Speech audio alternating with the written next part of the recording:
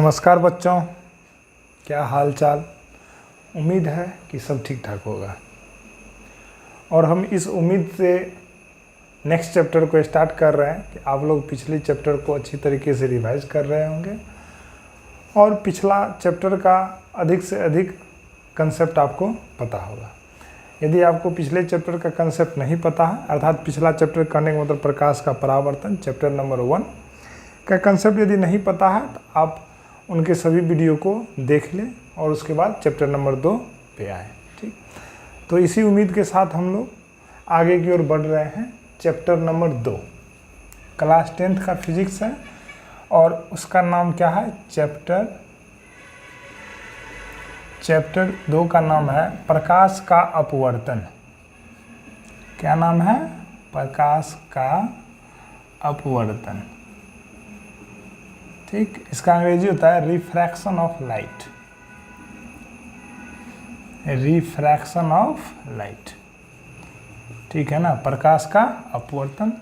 और ये video number हो गया 1 हो गया, इस चैप्टर का वीडियो नंबर 1, मतलब चैप्टर नंबर 2 का वीडियो नंबर 1। ठीक, तो प्रकाश का अपवर्तन हम लोग देखने वाले। ठीक, तो पहले परिभाषा देख लेते हैं, उसमें बहुत सारे टर्म्स आएंगे, उसको पढ़ेंगे, धीरे धीरे बहुत सारी चीज़ों को एक्सप्लेन करेंगे, है कि नहीं।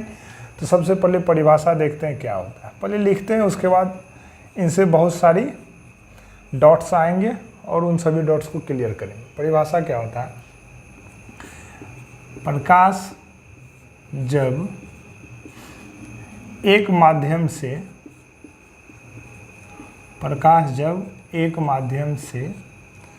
एक पारदर्शी माध्यम से, प्रकाश जब एक पारदर्शी माध्यम से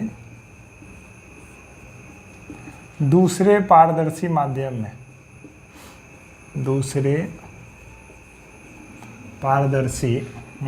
में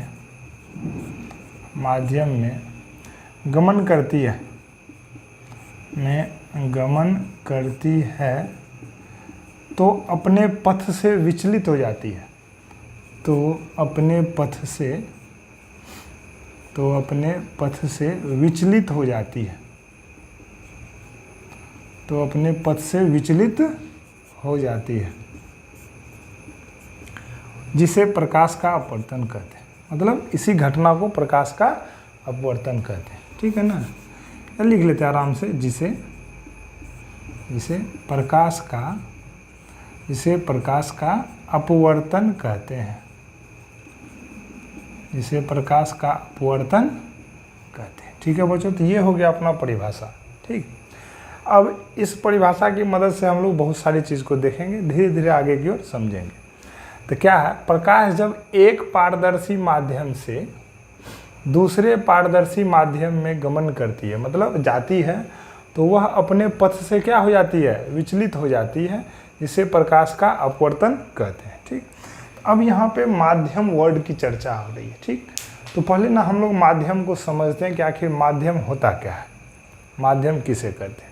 समझने का, भावनाओं को समझने का कोशिश करते हैं कि माध्यम से क्या तात्पर्य है। ठीक है, जैसे कि हम लोग नदी में तैरने के लिए जाते हैं। ठीक, तो नदी के बगल में खड़े होते हैं और जब स्नान करने के लिए नदी में या तालाब में कूदते हैं तो कहाँ पे चले जाते हैं? पानी में चले जाते हैं। तो यदि आप वहाँ पे कल्पना करें कि कूदने से पहले हम लोग एक बिना पानी वाले माध्यम में थे, तो हम बोल सकते हैं कि हवा में थे। क्या बोल सकते हैं? कि हवा में थे। और जब हम कूद जाते हैं नदी या पोखर में, जब कूद जाते हैं तो कहाँ पे चले जाते हैं? पानी में चले जाते हैं। तो वो एक क्या हो जाता है? अलग माध्यम हो जाता है और हम बोल सकते हैं कि वो पानी वाला माध्यम है। और पहले हम कहाँ खड़े थे? हवा वाला माध्यम में खड़े थे। तो ये सारी क्या हो गई? माध्यम्स हो गई। मतलब हवा एक अलग माध्यम हो गया, पानी एक अलग माध्यम हो गया। जैसे मान लीजिए कहीं आग है, ठीक, और वो आग वाला क्षेत्र है, तो हम बोल दें कि वो एक अलग माध्यम हो गया और वो आग वाला माध्यम है। ठीक है ना, जैसे एक बर्फ़ है और बाहर वाला हवा वाला क्षेत्र है, तो हवा एक अलग माध्यम हो गया, बर्फ़ एक अलग माध्यम हो गया।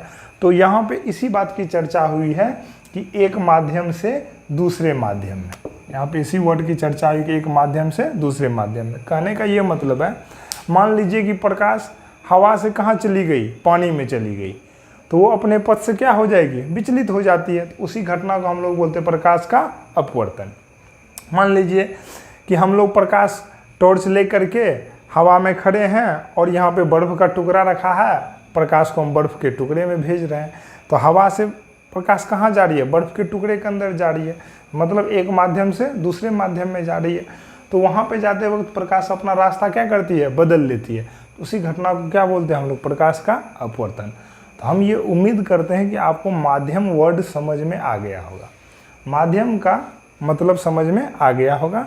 और उसी में जब एक माध्यम से प्रकाश दूसरे माध्यम में जाती है तो वो अपने पथ से विचलित हो जाती है।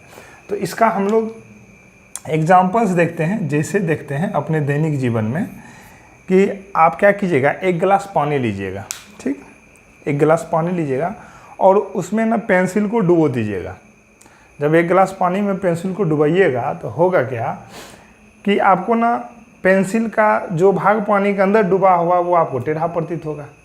फिर आप क्या कीजिएगा, पेंसिल को बाहर निकाल लीजिएगा, फिर लगेगा वो क्या हो गया, सीधा हो गया। फिर से पेंसिल को पानी के अंदर क्या कीजिएगा, डुबा दीजिएगा।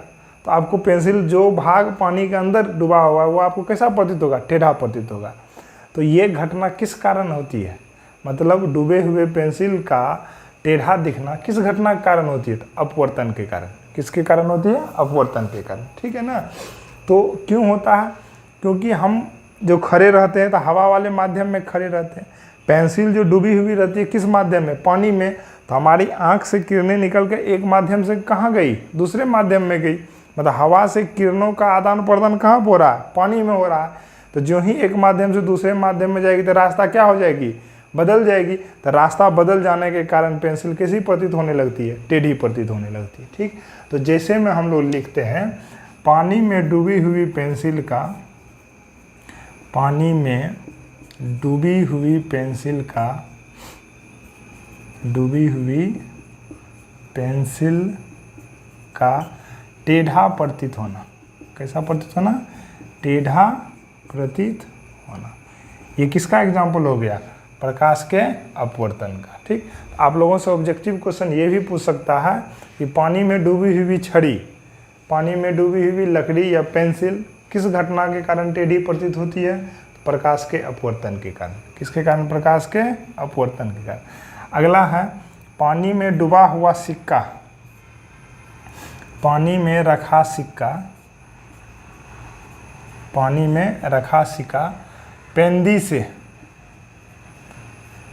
से ऊपर उठा प्रतीत होता है, ऊपर उठा हुआ प्रतीत होता है,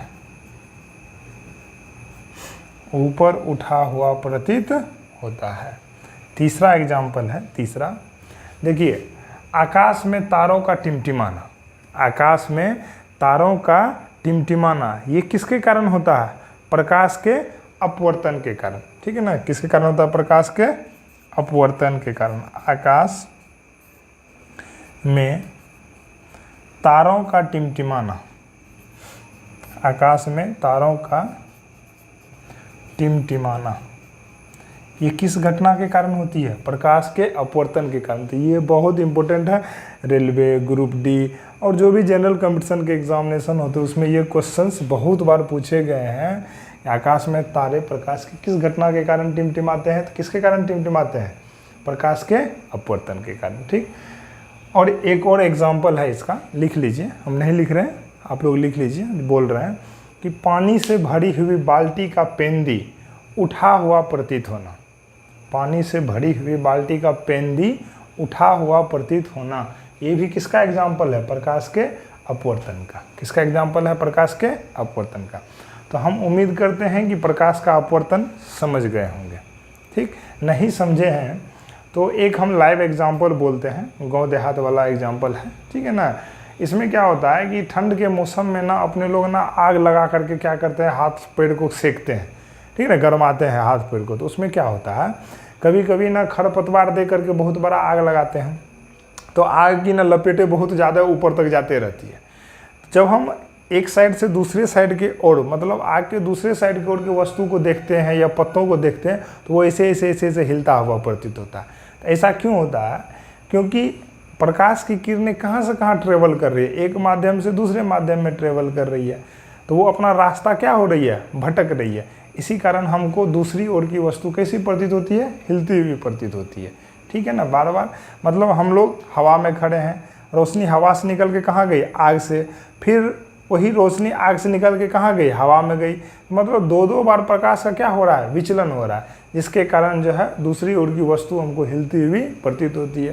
तो ये भी किसका मस्त एग्जाम्पल है, प्रकाश के अपवर्तन का एग्जाम्पल है। ठीक है बच्चों, तो यहाँ तक अभी समझ में आ गया होगा, ये बेसिक कंसेप्ट है। और प्रकाश के अपवर्तन वाले चैप्टर में जो टर्म्स यूज होने वाले हैं ना, आज हम उनकी चर्चा करेंगे, आज उन बेसिक्स बातों की चर्चा करेंगे। उसके बाद प्रकाश के परावर्तन का किरण आरेख करेंगे, प्रकाश के अपवर्तन का नियम करेंगे, स्नेल्स लॉ क्या है उसको आराम से करेंगे। पहले इस चैप्टर में जो जो टर्म्स उपयोग होगा उन सभी चीज़ों को देख लेंगे। जैसे अभी देख लिए प्रकाश का अपवर्तन परिभाषा, प्रकाश के अपवर्तन के एग्जाम्पल को देख लिए। इसके बाद देखेंगे इसमें उपयोग होने वाले टर्म्स, जैसे माध्यम है तो माध्यम कितना प्रकार का होता है। ठीक, एक होता है रेयर मीडियम, एक होता है डेंस सघन माध्यम और एक होता है विरल माध्यम। तो इन सभी चीज़ों को देखेंगे। उसके बाद होता है प्रकाश की चाल, उसके बाद होता है अपवर्तनांक, है कि नहीं, अपवर्तनांक क्या होता है, तो अपवर्तनांक से क्या तात्पर्य है सर इस चैप्टर में, उन सभी चीज़ों को हम लोग देखेंगे। और उसके बाद हम लोग आगे की ओर बढ़ेंगे, प्रकाश के अपवर्तन का किरण आरेख। ठीक है बच्चों, तो आप लोग स्क्रीनशॉट लेकर के इसको लिखिए, तब तक हम बोर्ड को इरेज कर रहे हैं। तो बच्चों नेक्स्ट टॉपिक हम लोग देख रहे हैं प्रकाश की चाल।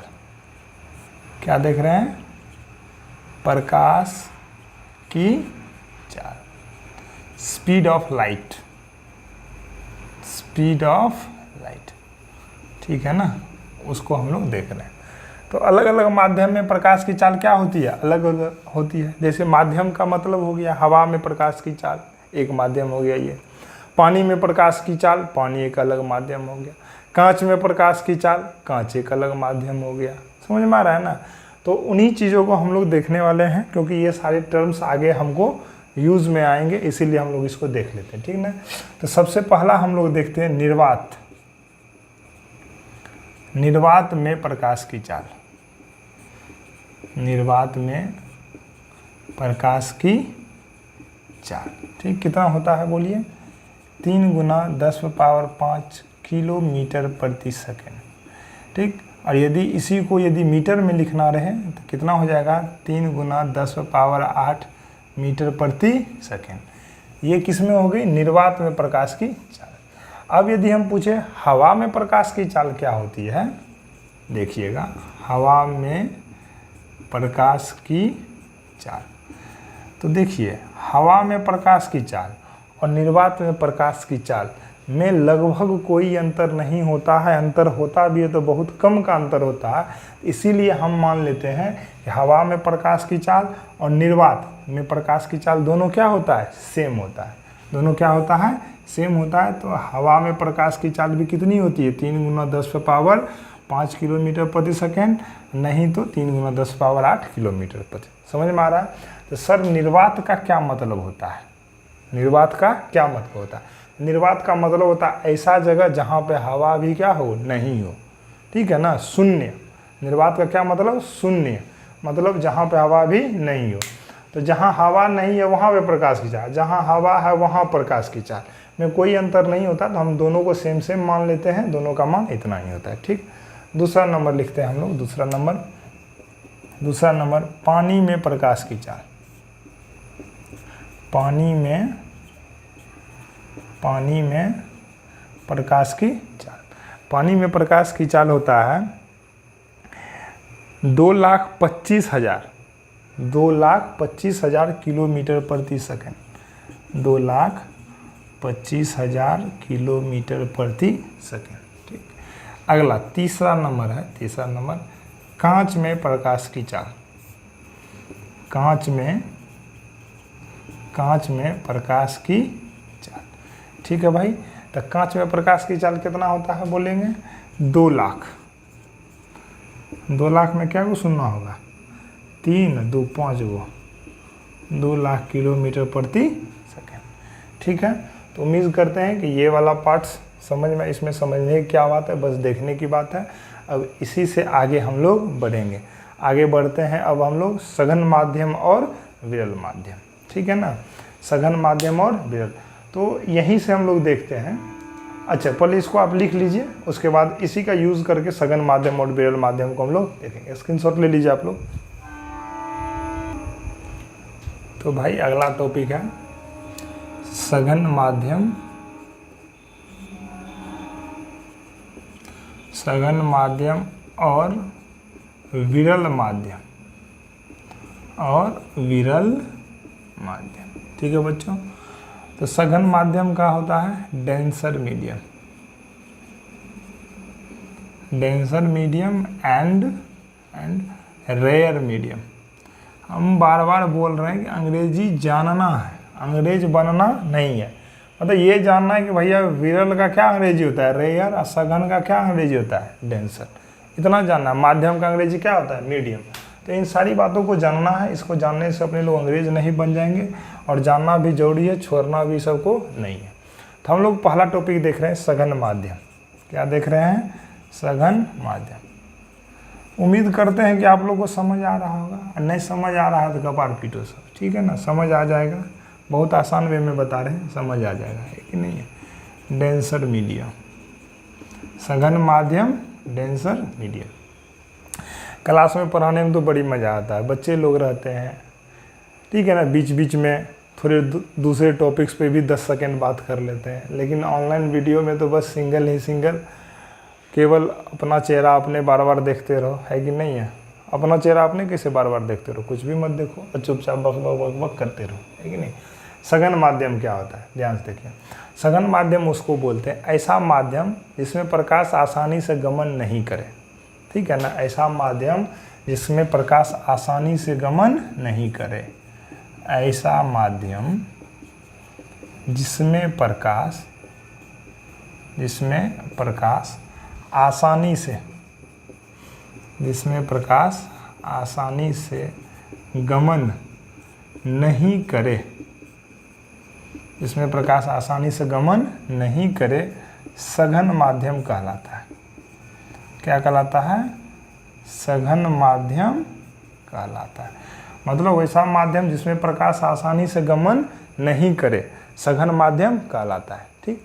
नहीं तो हम लोग इसका दूसरा परिभाषा लिख सकते हैं कि ऐसा माध्यम जिसमें प्रकाशीय घनत्व अधिक हो, ऐसा माध्यम जिसमें प्रकाशीय घनत्व,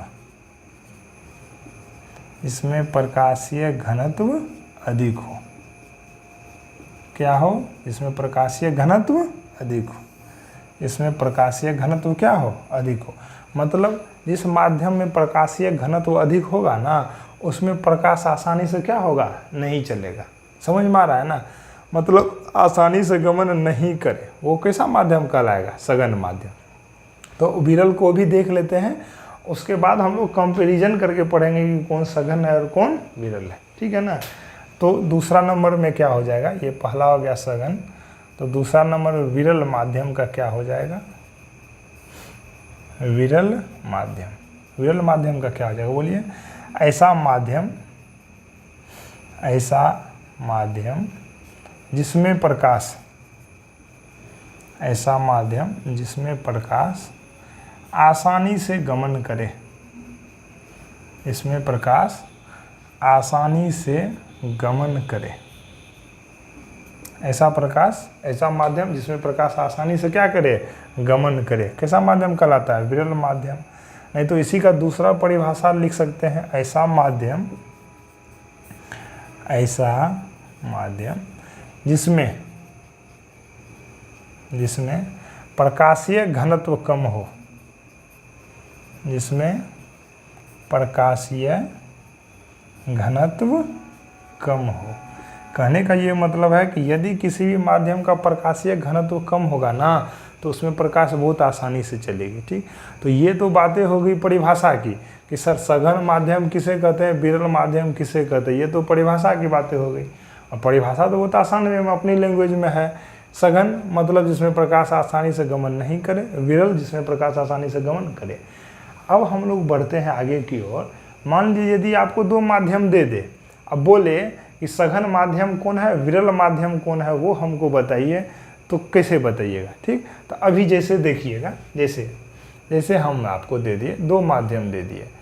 माध्यम 1 में दे दिए हैं, छोड़िए ना लिखेंगे, माध्यम 1 में हम दे दिए हवा, और दूसरे माध्यम में हम दे दिए क्या चीज़, पानी, ठीक। तो हम बोले कि आप इन दोनों माध्यम में हमको कंपैरिजन करके बताइए कि कौन सा माध्यम सघन है और कौन सा माध्यम विरल है। हवा में और पानी में कौन सघन है और कौन विरल है। तो कहिएगा सर हवा और पानी को जब कंपैरिजन करेंगे ना, तो हवा में प्रकाश आसानी से चलेगी, लेकिन पानी में प्रकाश जो है आसानी से गमन नहीं करेगी हवा के कंपैरिजन में। तो इसीलिए हम बोल सकते हैं कि सर यहाँ पे हवा ना विरल माध्यम हो गया, यहाँ पे हवा कौन सा माध्यम हो गया, विरल माध्यम हो गया, और पानी कौन सा माध्यम हो गया, सघन माध्यम। कौन सा माध्यम हो गया, सघन माध्यम।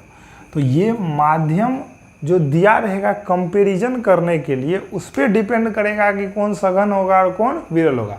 कोई ज़रूरत नहीं कि पानी हमेशा सघन ही होगा, कोई ज़रूरत नहीं है कि पानी हमेशा क्या होगा, सघन ही होगा। जैसे अभी देखिए, अब ना हम आपको कंपैरिजन कर लेते हैं पानी को कांच से। पानी को किससे कंपैरिजन कर लेते हैं, कांच से। अब मान लीजिए हम पानी दे दिए, कांच दे दिए, तो अब बताइए तो इसमें कौन सघन होगा और कौन विरल होगा। तो अब तो कंपैरिजन हो रहा है पानी कांच का, तभी कंपैरिजन होता है पानी हवा का। तो अब यहाँ पर आप पानी को यहाँ पे सघन माने तो यहाँ पे सघन नहीं होगा, क्यों। अब आप इस दोनों को कंपैरिजन कीजिएगा। जब कंपैरिजन कीजिएगा तब बोलिएगा सर पानी की अपेक्षा कांच की अपेक्षा पानी में प्रकाश आसानी से चलेगी, लेकिन कांच में प्रकाश पानी की अपेक्षा क्या चलेगी, दिक्कत सिक्कत चलेगी। तो हम बोल सकते हैं कि अब सर यहाँ पे पानी हो गया विरल माध्यम, यहाँ पे पानी कौन सा माध्यम हो गया, विरल, लेकिन कांच कौन सा माध्यम हो गया, सघन माध्यम, ठीक है ना। तो मतलब 2 माध्यम यदि दिया रहे और उस 2 माध्यम में कौन सघन होगा और कौन माध्यम विरल होगा, ये डिपेंड करता है कि उस माध्यम का हम किस माध्यम से कंपेयर कर रहे हैं, किस माध्यम से तुलना कर रहे हैं। बातें समझ में आ रही है। तो कोई ज़रूरत नहीं कि कांच हमेशा सघन ही होगा और पानी हमेशा विरल नहीं होगा, वो ये इस बात पे डिपेंड करेगा कि हम उसको किस माध्यम से कंपेयर कर रहे हैं। समझ में आ गया बच्चों, सघन माध्यम, विरल माध्यम। उम्मीद करते हैं कि आप लोग को अच्छी तरीके से समझ में आ गया होगा। तो अब हम लोग नेक्स्ट टॉपिक की ओर बढ़ रहे हैं, अपवर्तनांक। तो बच्चों नेक्स्ट टॉपिक की ओर बढ़ रहे हैं हम लोग, अपवर्तनांक। और इसी उम्मीद से आगे बढ़ते जा रहे हैं कि आपको पीछे वाला टॉपिक समझ में आ रहा होगा। क्या पढ़ने जा रहे हैं हम लोग, अपवर्तनांक। अंग्रेजी होता है इसका रिफ्रैक्टिव इंडेक्स। क्या होता है, रिफ्रैक्टिव इंडेक्स। ठीक, बहुत आसान वे में बता रहे हैं। उम्मीद करते हैं कि सबको समझ में आ रहा होगा। कोई ऐसा टॉपिक, कोई ऐसा पॉइंट नहीं है जिसको कि हम छोड़ रहे हैं। ठीक, तो किधर की ओर बढ़ रहे हैं, अपवर्तनांक। तो अपवर्तनांक क्या होता है देखिएगा, ठीक ना। शून्य में प्रकाश की चाल, शून्य या हवा में प्रकाश की चाल और उस माध्यम में प्रकाश की चाल के अनुपात को क्या बोलते हैं, अपवर्तनांक। पहले परिभाषा लिखते हैं तब समझने का कोशिश करेंगे, है कि नहीं है। हवा में प्रकाश की चाल, हवा में प्रकाश की चाल, हवा बोलिए या शून्य बोलिए, क्योंकि हम तो मान लिए हैं कि दोनों में प्रकाश की चाल क्या है, सेम सेम है। ठीक, हवा में प्रकाश की चाल और किसी माध्यम में, मतलब जिस माध्यम का अपवर्तनांक हम लोग निकालेंगे, ठीक ना, और किसी माध्यम में प्रकाश की चाल के अनुपात को अपवर्तनांक कहते हैं। के अनुपात को क्या कहते हैं राजा, अपवर्तनांक कहते हैं। ठीक है, कि इसे नीटा,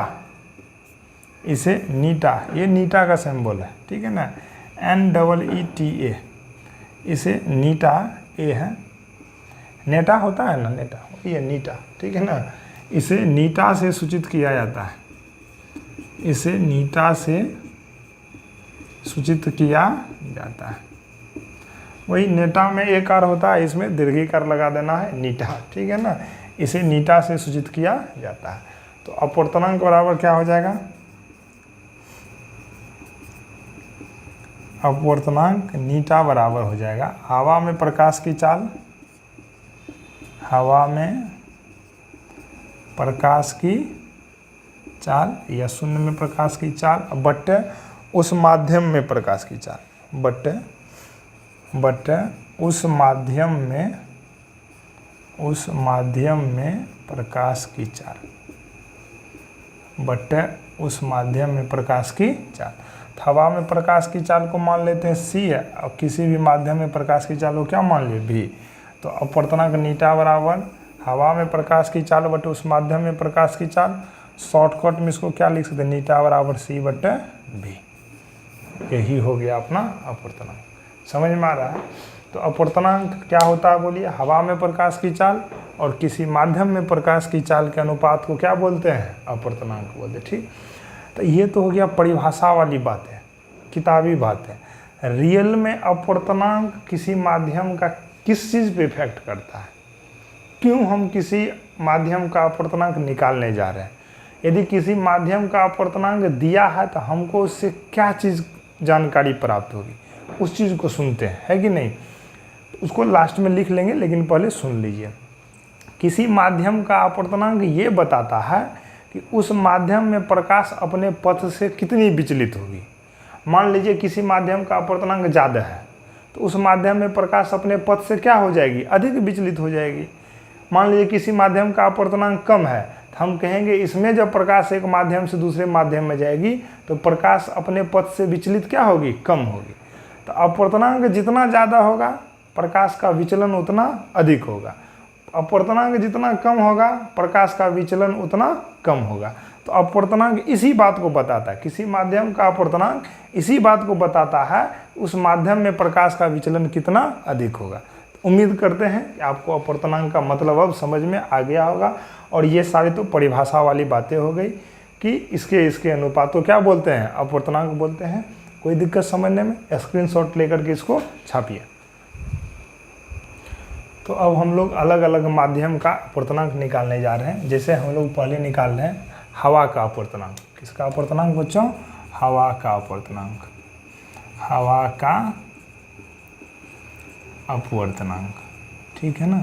तो जो ही हम लोग हवा का अपवर्तनांक निकालने जाएंगे तो अपवर्तनांक का क्या फॉर्मूला होता है बोलिए, शून्य में प्रकाश की चाल, शून्य में या हवा में प्रकाश की चाल, ये तो फॉर्मूला में ही है कि नहीं। अब बट्टे उस माध्यम में प्रकाश की चाल, जिस माध्यम का हम लोग निकालने जा रहे हैं। तो अब यहाँ पर किस माध्यम का निकालने जा रहे हैं, हवा का। तो उसके जगह क्या लिख देंगे हम लोग बोलिए, हवा में प्रकाश की चाल, हवा में प्रकाश की चाल, है कि नहीं। तो शून्य में प्रकाश की चाल कितना होता है, 3 × 10⁵ किलोमीटर प्रति सेकेंड। अब बट हवा में भी तो इतना ही होता है। अरे हाँ या ना, उम्मीद कर रहे हैं कि समझ में आ रहा होगा। दोनों कट के कितना हो गया, 1। कितना हो गया, 1। तो यहाँ पे बॉक्स में इसको आप लोग अच्छी तरीके से लिख लीजिएगा, क्योंकि बहुत सारे एग्ज़ाम में और आपके ऑब्जेक्टिव क्वेश्चंस में भी ये चीज़ पूछे जाते हैं कि हवा का अपवर्तनांक कितना होता है। तो अभी अभी निकाले हैं हम लोग, हवा का अपवर्तनांक कितना होता है, 1 होता है। कितना होता है, 1। उम्मीद करते हैं समझ में आ गया होगा। कोई दिक्कत। अपवर्तनांक का कोई ऐसा यूनिट नहीं होता है। पूछे कि अपवर्तनांक का क्या ऐसा यूनिट होता है, अपवर्तनांक का कोई ऐसा यूनिट नहीं होता है। तो क्यों नहीं होता है भाई, यहाँ देख लो ना, कुछ भी रहेगा ऊपर नीचे तो ये दोनों तो कट जाएगा, तो इसीलिए इसका कोई ऐसा यूनिट नहीं होता। अब दूसरा जैसे हम लोग देखते हैं, दूसरा हवा का अपवर्तनांक के बाद हम लोग देखते हैं पानी का अपवर्तनांक। किसका देखते हैं, पानी का। ठीक, तो हम यहाँ पे केवल ऐसे कर दे रहे हैं, पानी का अपवर्तनांक। किसका अपवर्तनांक, पानी का। तो पानी का अपवर्तनांक जो ही हम निकालने जाएंगे तो हम क्या करेंगे बोलिए, फॉर्मूला तो यही लिखेंगे, शून्य में प्रकाश की चाल बट्टे बोलिए क्या आ जाएगा यहाँ, पानी में प्रकाश की चाल बट्टे पानी में प्रकाश की चाल। तो शून्य में प्रकाश की चाल अभी अभी लिखे कितना होता है बोलिए, 3 × 10⁵ किलोमीटर प्रति सेकेंड। अब बट पानी में प्रकाश की चाल कितनी होती है, 2,25,000 किलोमीटर प्रति सेकेंड। ठीक है ना। तो इसको काट कूट कर लीजिए, है कि नहीं है। कैसे काट कूट करेंगे, 10⁵ को 5 लिखने में फ़ायदा रहेगा, है कि नहीं है। 1 2 3 2 5 किलोमीटर प्रति सेकेंड। ठीक, काटिए, 3 0 कैंसिल। तो अब ये कितना हो गया किलो, इसको भी हटा ही दीजिए, है कि नहीं। तो कितना हो गया बोलिए, 300/225, 300/225। तो इसको यदि काटेंगे 75 से काटिए तो 75 दूना 150 चौके 300, है कि नहीं है। तो 75 चौके ये और ये, ठीक है ना, 225। तो कितना हो गया 4/3। तो पानी का अपवर्तनांक कितना निकल गया बोलिए, पानी का अपवर्तनांक बराबर 4/3। पानी का अपवर्तनांक बराबर कितना हो गया 4/3। तो इस अपवर्तनांक का क्या मतलब हुआ, ठीक है ना। इस अपवर्तनांक का क्या मतलब हुआ, हम ये बोल सकते हैं, अर्थात ये वर्ड आप लोगों को कभी पूछ सकता है, ठीक है ना, कि पानी का अपवर्तनांक 4/3 है, तो इसका क्या मतलब है, इस बात को एक्सप्लेन करें। ठीक है ना, पानी का अपवर्तनांक 4/3 है, इसका क्या मतलब है, इस बात को एक्सप्लेन करें। तो लिखिएगा, अर्थात पानी में प्रकाश की चाल, अर्थात पानी में प्रकाश की चाल शून्य में प्रकाश की चाल का, शून्य में या निर्वात, शून्य में प्रकाश की चाल का, शून्य में प्रकाश की चाल का 3/4 है। यहाँ पे यदि 4/3 निकला तो यहाँ पे क्या लिखाएगा 3/4 है। अपवर्तनांक का यही मतलब होता है। और हमको लगता है कि किसी एग्जाम में एक बार ये क्वेश्चन पूछा है कि यदि किसी माध्यम का अपवर्तनांक 3/4 है या 4/3, तो इससे आप क्या समझते हैं। तो इससे हम यही समझते हैं, ठीक। तो इसी बातों को आप लोग लिख लीजिएगा, कोई दिक्कत समझने में नहीं। तो स्क्रीनशॉट लीजिए। नेक्स्ट हम लोग देखते हैं, हवा देख लिए, पानी देख लिए, अब देखते हैं कांच का अपवर्तनांक। ठीक है, मिटाएं इसको, ठीक। कांच का अपवर्तनांक, ठीक है बच्चों।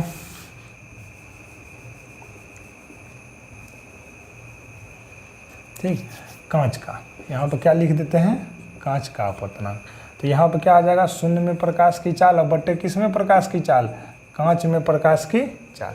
तो बोलो भैया, शून्य में प्रकाश की चाल 3 × 1 2 3 4 5 किलोमीटर प्रति सेकेंड। अब बट्टे कांच में प्रकाश की चाल कितनी होती है, 1 2 3 4 5, अभी अभी लिखे थे 2 लाख किलोमीटर प्रति सेकेंड। तो ये और ये कैंसिल, कितना हो गया 3/2। तो यदि आपसे पूछे यहाँ पे कि कांच का अपवर्तनांक कितना हो गया, तो कांच का अपवर्तनांक हो गया 3/2। कितना हो गया 3/2।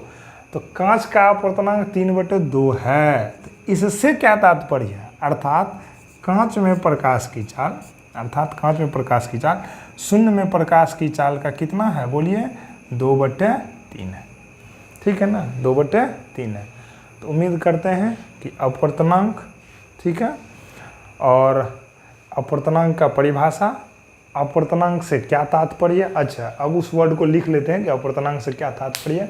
पहले स्क्रीनशॉट लेकर के इसको आप लोग लिख लीजिए, ठीक है ना। तो बोर्ड को इरेज करते हैं।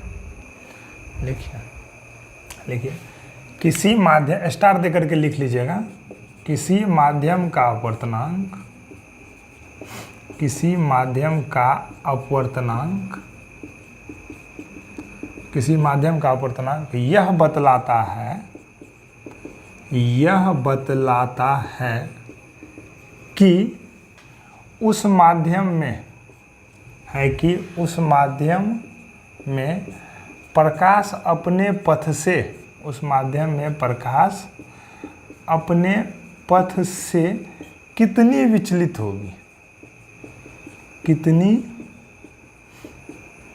विचलित होगी। ये बहुत इंपॉर्टेंट लाइन है, दीज आर कंसेप्चुअल लाइन्स, बहुत कंसेप्चुअल लाइन है। इन सारे पॉइंट्स को आप समझने की कोशिश करें, और आपको हर एक जगह ये सब बातें नहीं मिलेगी। बहुत सारे बुक्स में और भी जगह आप लोग को ये सब बातें नहीं मिलेगी, जितनी मस्त मस्त बातें हम बता रहे हैं, जितने मज़े में बता रहे हैं, है कि नहीं। अच्छी तरीके से पढ़िए। है कि नहीं। ऐसा नहीं कि फ्री में दिया हुआ कंटेंट फ्री जैसा ही है, मज़े में पढ़िए मज़ा आएगा। किसी माध्यम का अपवर्तनांक यह बतलाता है कि उस माध्यम में प्रकाश अपने पथ से कितनी विचलित होगी। ठीक, और अगला पॉइंट हम ये लिख लेते हैं कि जिस माध्यम का अपवर्तनांक जितना अधिक होगा उस माध्यम में प्रकाश का विचलन उतना ही क्या होगा, अधिक होगा। ठीक है ना। जिस माध्यम का अपवर्तनांक, इस माध्यम का